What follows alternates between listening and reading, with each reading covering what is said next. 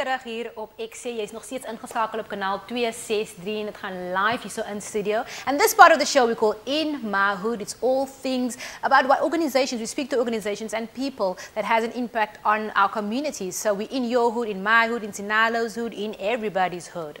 And right about now we have beautiful ladies in studio. They're looking fresh and dope. And you're the rose amongst the thorns. Can you please introduce yourself to the people at home? Thank you so much for that introduction. Okay, so my name's Lusanda, and I'm the co-founder and CEO of Dream Factory Foundation. Awesome. My name is Marie. I'm an intern at Dream Factory. I'm from Germany. Lovely, intern, love it. My name is Crystal, and I'm an officer at Dream Factory. Awesome stuff, guys. So before we chat to you guys, we actually want to check out a clip that is from Dream Factory. And after that, we're going to be chatting to these guys. So check out this clip. Don't go anywhere. I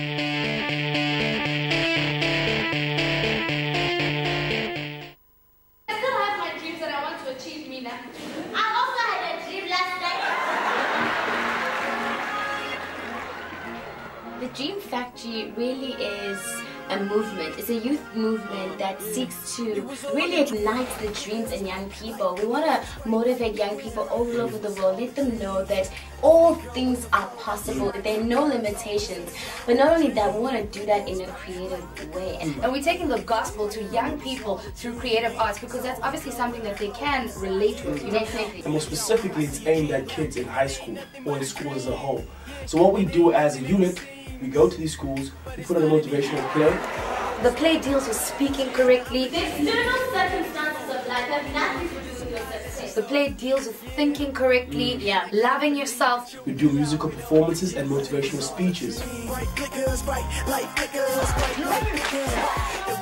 At the end, we always provide a sheet just for them, so we can follow them up and always ask them, what is your dream? And we're telling them that they are the exact people that can actually achieve their dreams. I see a king on the sidewalk, back roads, hat low, clutching on that thing on the side talk. That street lingo, named him Sweet Swing Low, cause he was meant to die twice playing street bingo, but he never did, and he wonders why he was happening fast. And we always love to leave the kids with something, so we always do the famous no fear, no limits chant. No fear, no fear, no limits, no limits. I know who I am, I'm the best, I beat the rest. No fear.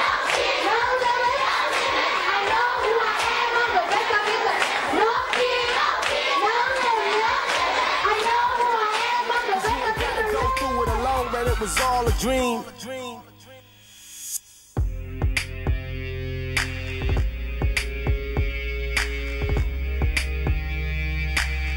Okay, man, it was all a dream. Bright flickers, bright light flickers, bright light flickers, bright. It was all a dream, yeah. Holy girl with the flow upside to the clouds all day. It was all a dream. Bright flickers, bright.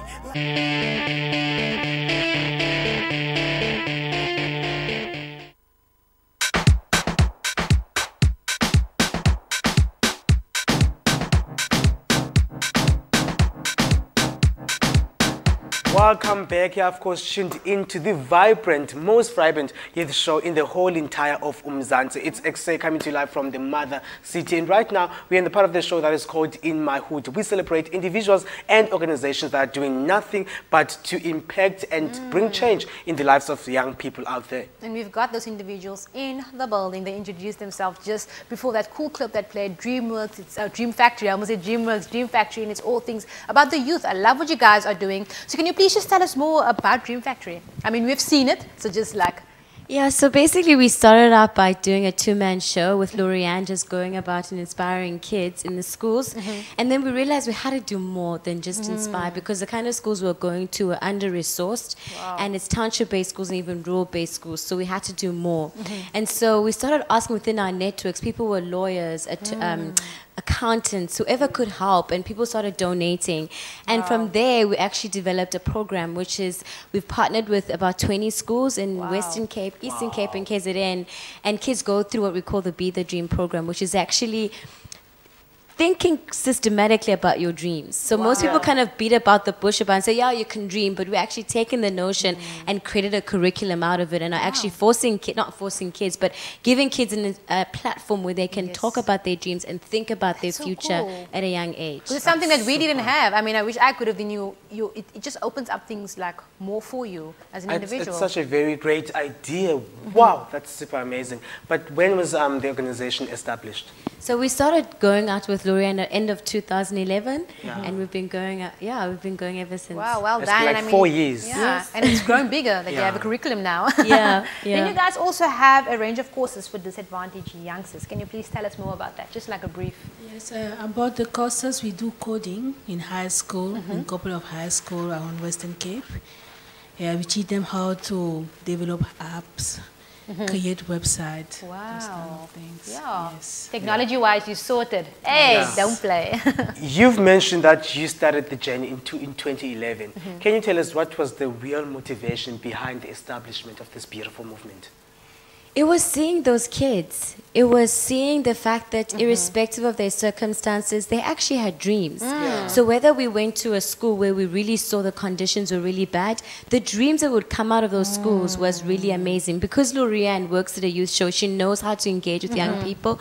So that question was always asked, what do you want to become? And so in the most unlikely places, kids would be like, I want to be the president of South Africa. I want to be an attorney. And we realized we needed to do something about that. Wow, giving hope. Can you please tell us, I mean, how you are involved and what is the experience like for you?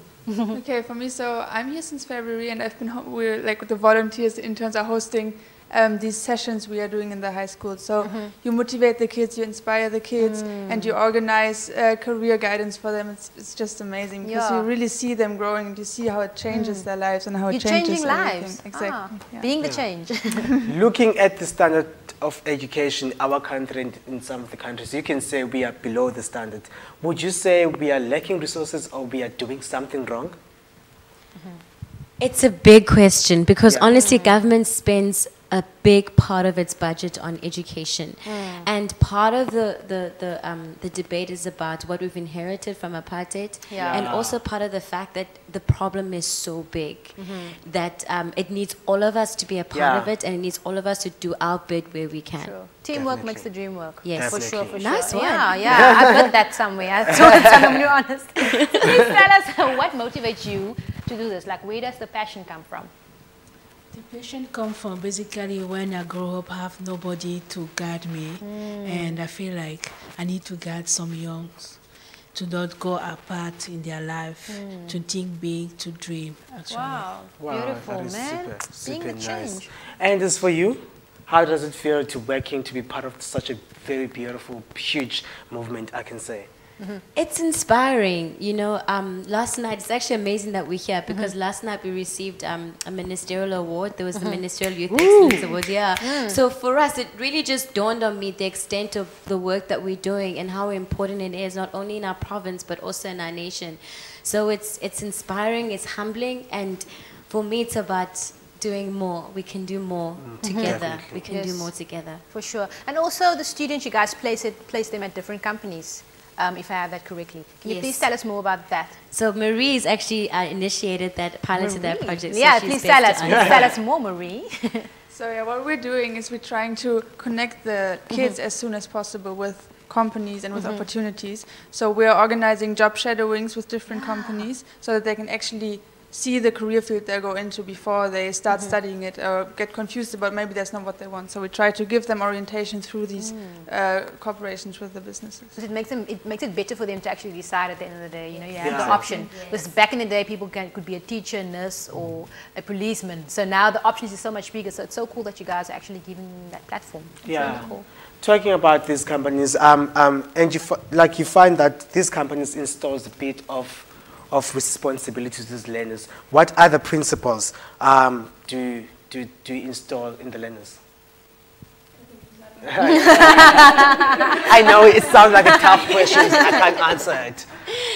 Leadership. Yeah. You know, because in the sessions, in the Western Cape, for example, we're rolling out the program in 10 schools, and each school has a class captain, and these class captains are part of the presidential award where they get to do different projects and they get points. And after those points, whether it's at the bronze or silver or gold level, they actually get a medal that's signed and a sticker that's signed by the president himself.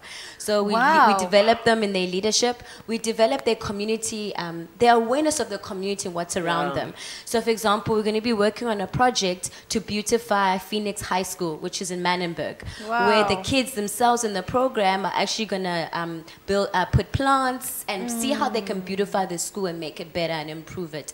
And so, yeah, so those are some of the things that the kids are learning. And also, of course, confidence and self-awareness and a sense of, I think for us, the most important is a sense of purpose, a sense of destiny, to look beyond where I am right now and to see the future and see what I can do about it. And the fact that I can do it now. Don't have to wait 5 years, 6 years. I can do something now. The change. So you can it's not where you come from, it's where you're going, obviously. So you can be purposely like driven. Yes, for sure. And then the learners, how do you guys choose the learners? Is it all about the grades? How does that work? Okay, the first thing we don't choose, we give you a platform to you to write us a letter, a dream letter. From the dream letter, you are only the program, basically. Lovely. So now do you want to write a letter? I don't know. I can't do that. I can't do that. Like, keeping an organization going sustainable is one of the. It's a difficult task. How do you guys keep the organization sustaining and going for all these 4 years? A big lesson that we learned is that to do something, you don't need the money in hand. So we've realized that we've had to collaborate a lot, we've had to partner a lot, we have to speak to many different people to get the job done. So a lot of the time that our budget is way bigger than the money we actually receive, but we're actually able to achieve what we've done and to exceed. Why? Because we collaborate. And we talk to people and we work together. Because the work is too much. You know, the majority of our generation is youth. So it's not a job of one organization or even the government. We have to work together. So that's something that's very, very important. So our sustainability is about collaboration and also funding, using different models to get money. So not just through funding, monetary ways, but also in-kind donations. Like, for example, if you are watching and you have an NGO, For Good is an amazing platform where you post offers and then people in the community say, okay, I've got a fridge, I've got stationery, I've got this, I can give my time. So and that's a platform that's helped us a lot. Speaking about together and working together, I mean, how can people out there get hold of you guys if they want to support you guys? So we have a very active Facebook page, which is Dream Factory Foundation. Yes, and also on Twitter, Dream Factory FDN. We also receive emails for those who have access to emails, which is dreams@dreamfactoryfoundation.org. And also, if you are based in Cape Town, a lot of people know the Cape Town Science Center. So that's where our offices are. Yes, it's just around the corner. So come by. It's winter. Come have hot chocolate, coffee with us. And we can see what we can do together. Yeah, you don't invite this one, he will be there tomorrow. I don't know. Ladies, thank you so much. I wish you nothing but the best with your future plans. This is such a very beautiful. You guys, if it inspired us today, and I'm sure everyone else watching is inspired, so keep doing what you're doing. Thank you so much. And thank you for having us in the show. Awesome stuff, guys. I'm sure you guys are inspired. If you are not, catch the repeat tomorrow morning to see what these guys are doing. Right about now, we're taking a quick ad break. Don't go anywhere.